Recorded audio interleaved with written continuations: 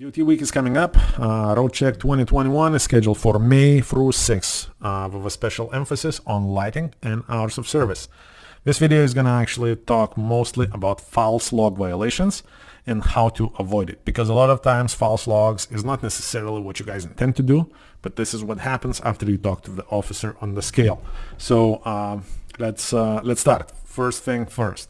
Remember, this is not a legal advice, and I'm not your lawyer. I'm just a trucker like you. I'm not going to talk about hours of service, what you should and should not do. As a professional driver, you should know better what you should and should not do. We're only going to talk about little glitches, that you sometimes do and sometimes you do it wrong. This is just practical tips and tricks.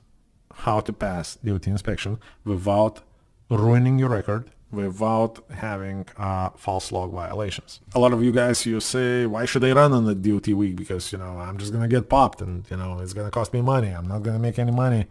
No, that's not a problem. I think actually the DOT impact on the shippers. Man, shippers going to have to pay all the money in the world because it's DOT week, and a lot of bad or less professional drivers, let's say, is not going to be on the road. We're going to be hiding under the bed and waiting for a better days, while the rest of us are going to be up and running, making the money. And if we have passed DOT inspection during that week, it's not a big deal. We do it all the time, and that's not a game changer. So there is an actual financial incentive to be on the road during DOT week with a very little drawbacks.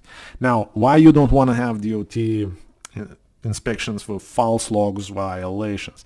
A couple of things. First of all, in certain states it's like class 1 misdemeanor, so it's not even a joke. That can get you up to 6 months in jail and up to $2,500 fine. So think twice before you do that. How false log violations do affect your life and your business.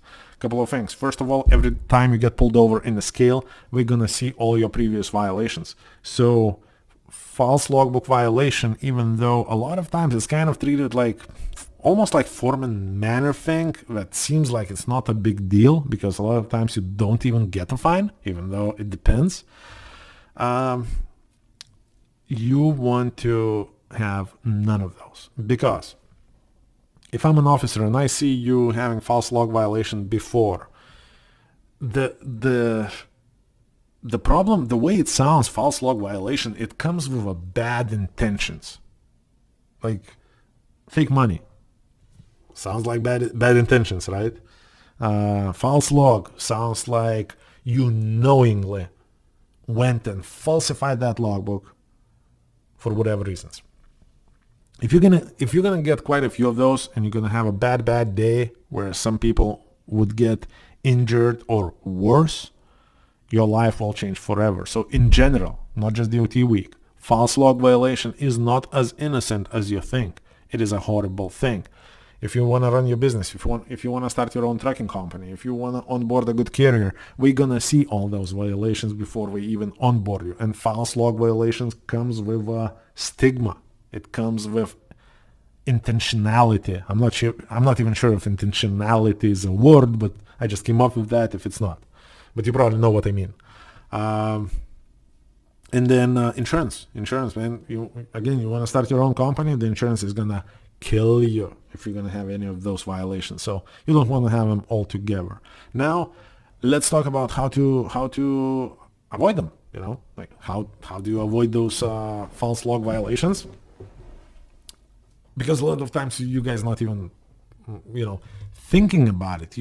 You don't even think that you're actually doing something wrong, and yet you end up having false log violations. Let me give you an example. Let's say you, on a DOT week, you were having your 30-minute break at the truck stop, and you decided, you know what, I'm going to get me some fuel while I'm waiting here anyway. And you get the fuel, you leave it all off duty, and then you carry on, and then you get popped on the scale.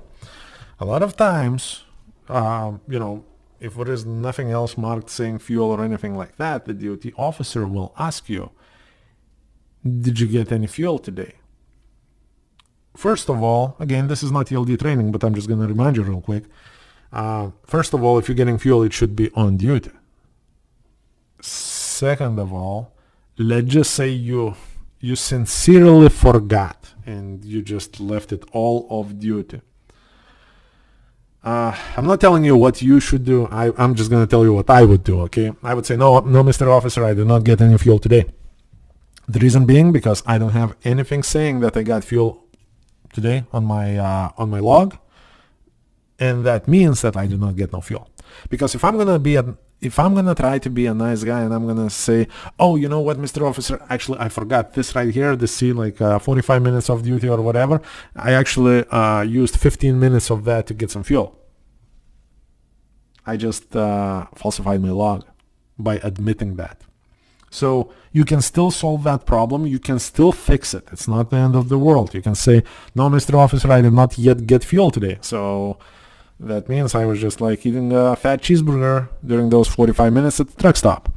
Once your inspection is over and you are released with flying colors, all good, then you can pull over, go back on your log, make an edit, put the fuel there, and now you're good to go. But if you're going to try to be a nice guy, and if you're going to try to admit that, oh no, Mr. Officer, oh yeah, I got fuel, I'm sorry, I forgot, you think it's innocent, and maybe it is,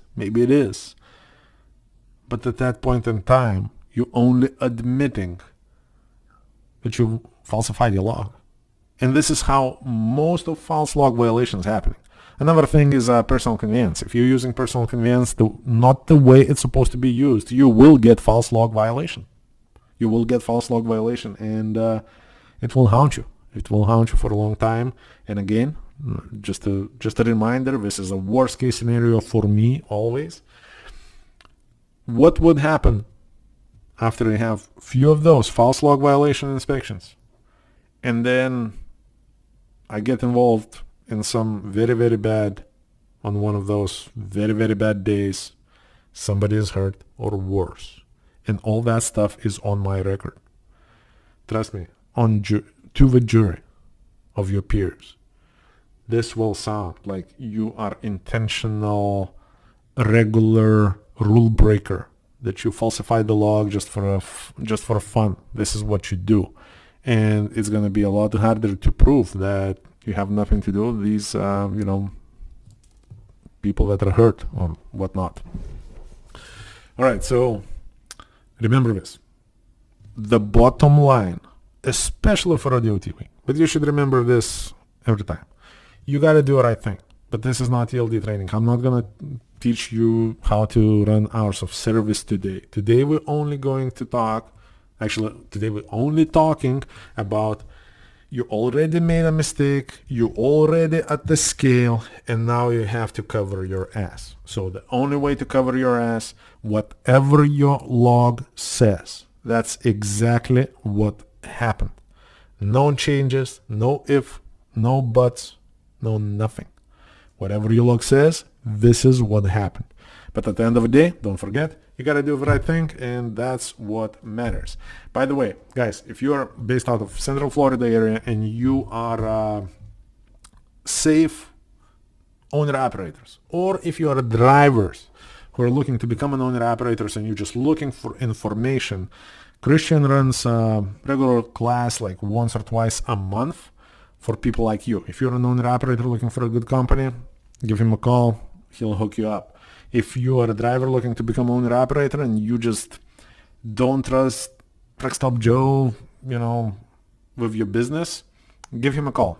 He'll bring you in. He's going to give you all good, bad, indifferent about being owner-operator, what you need to know, what you need to consider, because there is a lot of misinformation floating out there in trucking industry. So we're just trying to help. By the way, all these offers only limited to people from Florida. Let's stop at that. All right, guys, be safe out there.